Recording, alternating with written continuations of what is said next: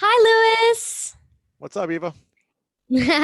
Thank you so much for coming to the Dream Big podcast. No, my pleasure. Thanks for having me. So, before we dive into what all the amazing things you've done as an adult, I'd like to talk a little bit about what your childhood looked like. So, I know that in one of your talks, you shared that when you were 8, your brother got sent to prison, and you yourself were heading down a dangerous path, and you were stealing and just doing bad things. But that all turned around when you started to dream. So, can you share a little bit about that time when you started to dream and how important are dreams and goals? I truly believe without a dream, our life is just not going to be as fulfilling and happy. And dreams give us a sense of purpose. So without a dreams, we feel like we have a lack of purpose. And that's what I felt like I had early on, where I was just like, why am I here? What's the point? I kept getting into trouble. I didn't think anyone liked me or loved me. And without those dreams, it put me down a path of just thinking negatively about myself and questioning why I'm supposed to be alive. And so that's why I think it's really important to shift from a lack of dreams to start just having a sense of wonder, having a sense of curiosity about what could be possible in the future. I don't care if it's 50 years away or 5 years away, but what's something that I would like to do that excites me now? Having that mindset got me changed the course of my life, really, because I started to take action on those dreams. I started to work on myself. I started to play sports. I started to do more positive activities as opposed to negative ones that were getting me into trouble. So dreams have been a huge part of my life. It's still a big part of my life today. I don't feel like I've grown up. I feel like I just keep dreaming. That's amazing. And obviously, since this is the Dream Big podcast, I love how people take action on their big dreams. And when you have big dreams, you don't really have the time and energy to focus on doing bad things. Instead, you focus on making your dreams a reality. That's it. So, speaking of dreams, I know that your first dream was being a professional athlete and you were playing Arena League football and you were actually on your way to going into the NFL when you had an injury. Hmm. So, how what did you feel when you had that injury and how did that actually change your life for good? I felt purposeless. I felt like my dreams were over, and since I didn't have other dreams, I went back to that place of when I was a kid, thinking, what's the purpose for me to be here? Why am I supposed to be alive? What am I supposed to do next? What's the reason that this happened? And I think that got me back to a place of introspection. And sometimes our dreams don't happen. Sometimes we have plans and goals and dreams and we go for it and they don't happen. And it's our job and our responsibility to find meaning in why they didn't happen the way we wanted to. Sometimes they happen perfectly, other times they don't. And that time of getting injured, of losing my dream, just trying to figure out who am I in the world again, when my whole identity was wrapped around this dream that no longer was there. I had to create new dreams for myself. And I think that's important for us to always be thinking of new dreams, so that we have something to look forward to, that we have something to work towards every day. Without those dreams, we start to have those bad thoughts again, those negative thoughts about, what's the purpose of even working hard? What's the purpose of being disciplined? What's the purpose of eating well if none of this even matters? And so it's finding the meaning when the dream doesn't happen, and then, okay, what can I learn from this experience and create a new dream from it? That's amazing. And big dreamers, there was an amazing lesson in Lewis's answer. Your big dreams won't always go according to plan. They will sometimes fall apart and sometimes they're forced to stop because of injuries or whatnot. But we can always adapt and evolve and find new passions. And your big Absolutely. dreams definitely will happen. Exactly. So, when you decided you were going to switch from a career as an athlete to essentially being a teacher, one of the skills that you realized that you needed to have was public speaking. And Hmm. in one of your talks, you said that you were initially terrified of public speaking. So you joined a group called Toastmasters. So, can you share the process of becoming a good speaker and how it's really important? Yeah, I mean, when I was your age, there's no way I could have done what you're doing right now. I didn't have the confidence in myself. I didn't have the skills. I didn't have the courage. I didn't have any of that stuff that you have. So you're farther ahead than me and most people in the world. Um, Public speaking really gave me, I remember just feeling a sense of, um, if I don't ever get over this fear of public speaking, then I won't be able to achieve my dreams. I won't be able to give myself to achieve certain dreams I have. And so the decision to be a public speaker was more of a need of necessity of overcoming the fear first.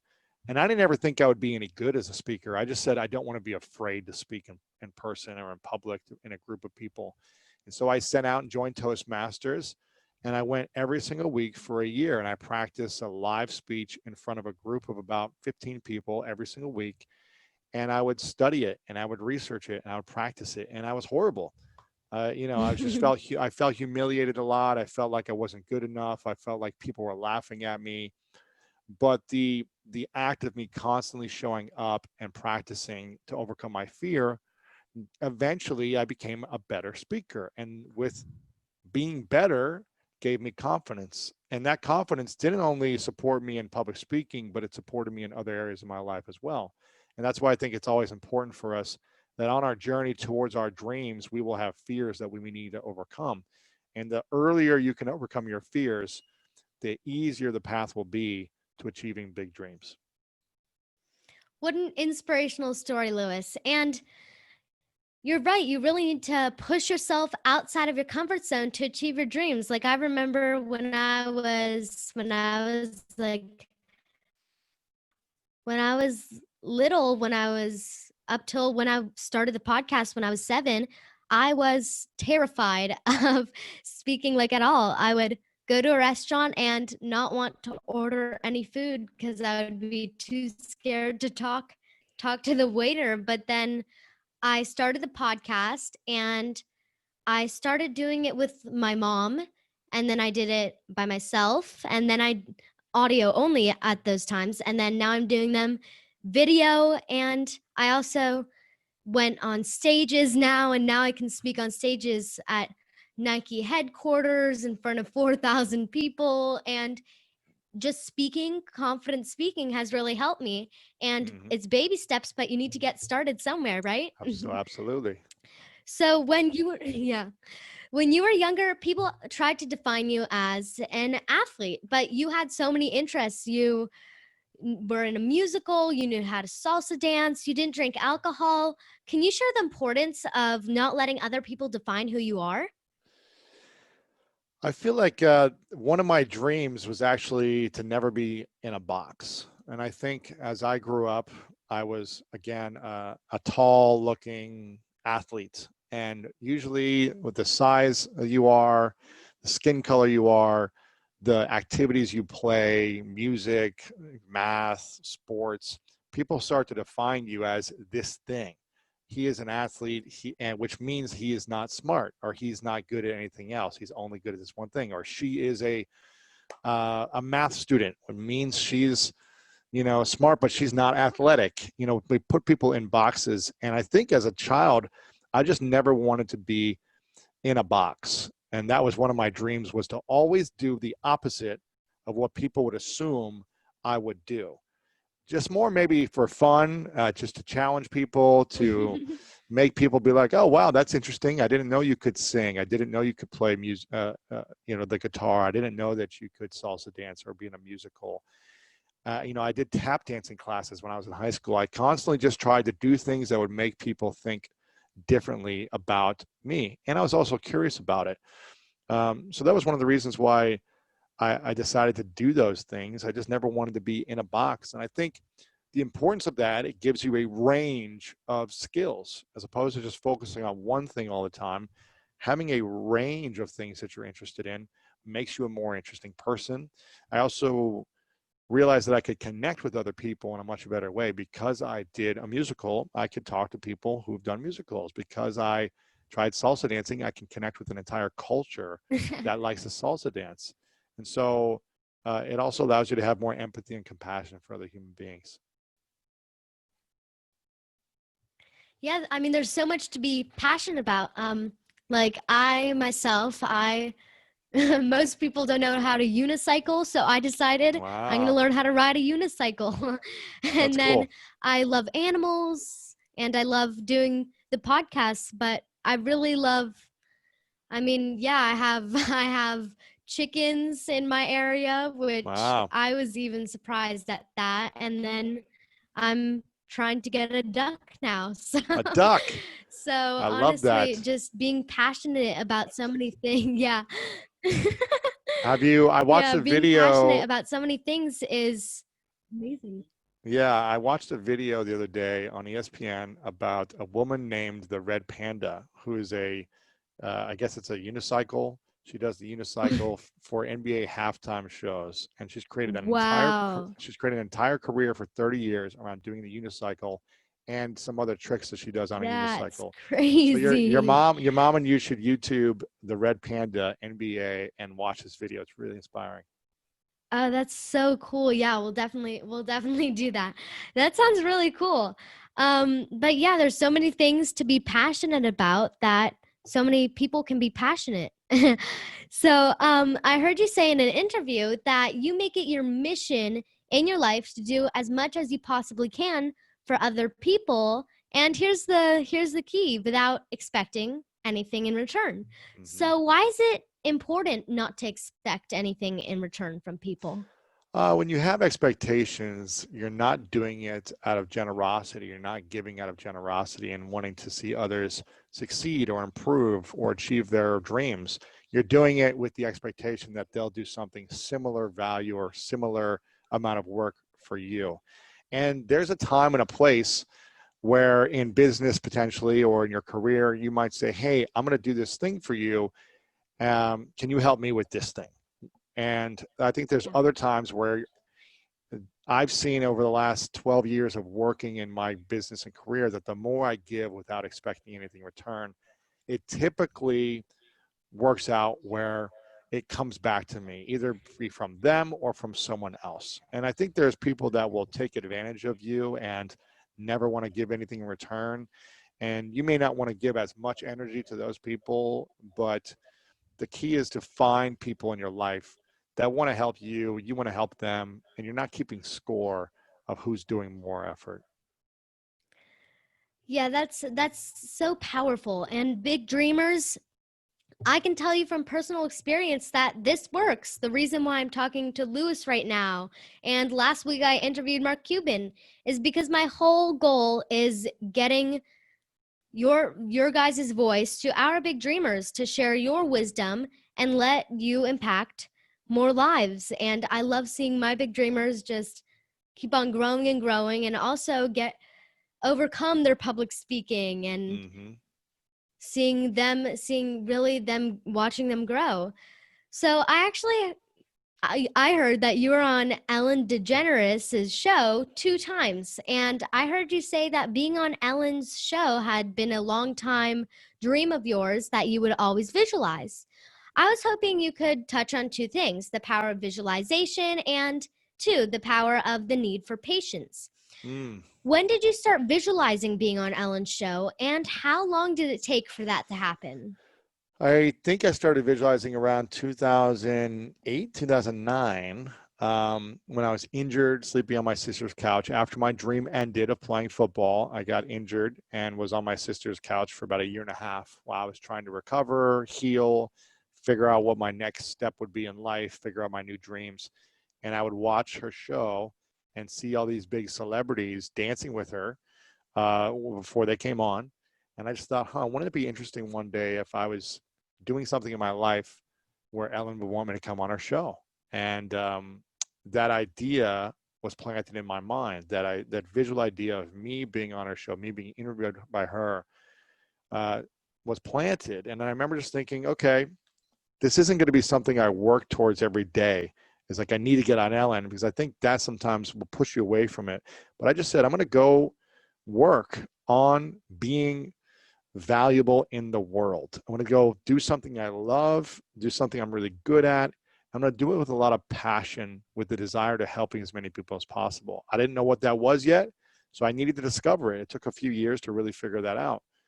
And the more I focused on my mission of helping people, of creating stuff that I enjoyed, the things that I was good at, the more my exposure grew, my audience grew, and the more that opportunity came to me.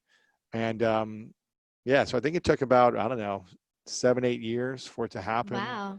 And it was fun to have a full circle moment, from an idea in my mind to a dream to seeing it come true.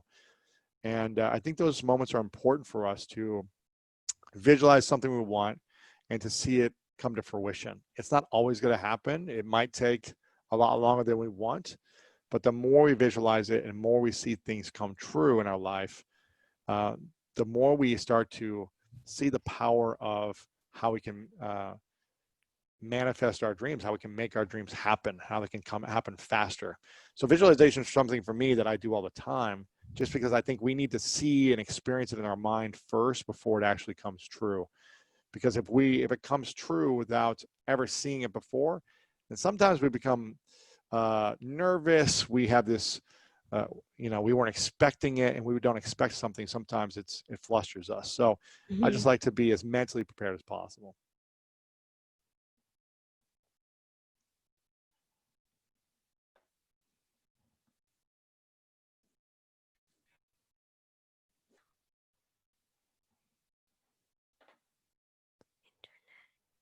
Did I lose you for a second? Are you still there? Yeah, we lost.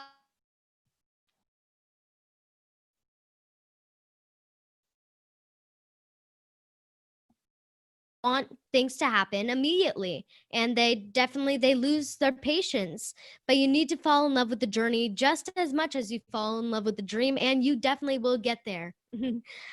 So I I was wondering, of all the themes of your podcast and all the stuff you put on social media and all of your content, is the power of gratitude. You mainly focus on the power of gratitude.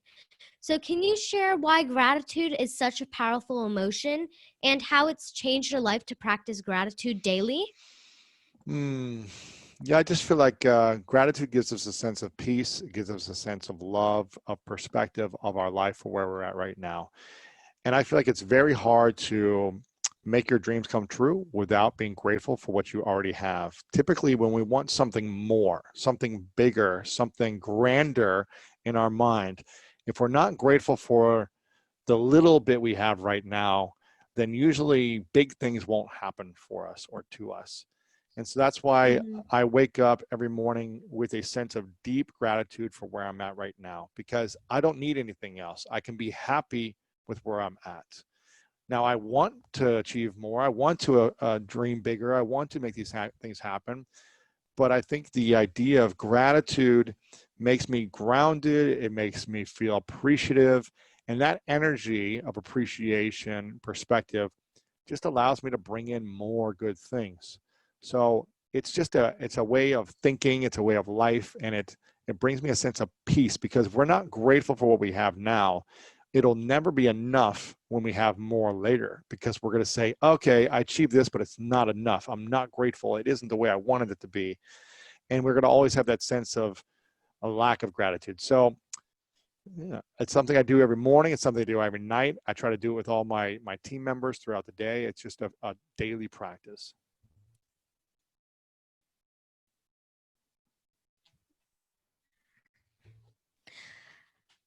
I love that, Lewis, and I want you to know, and my parents would actually often listen to your podcast and Tim Ferriss's podcast, and we loved your content so much that we thought we should do it for kids. So we started the Dream Big podcast in 2016, and then we launched the Dream Big Academy in 2019, and it's Wow. such an honor to actually get to chat with you. Oh, it's amazing. So happy to hear that. So you've already made many of your dreams a reality, but if you look at yourself today, what's your big dream for the future?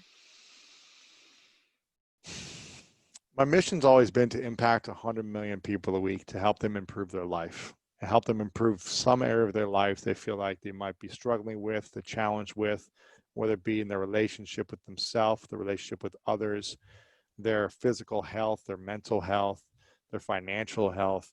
And so I'm always focused on creating tools and information to support people improve their life. And the big dream would be to reach 100 million people a week, because that's something that would make me look back at my younger self and be really proud of, that I was able to use myself as a tool to help others. And again, if that doesn't happen, I'm still happy with where I'm at and grateful with where I'm at. And I think that's the key to life, is focusing on being grateful with where you're at.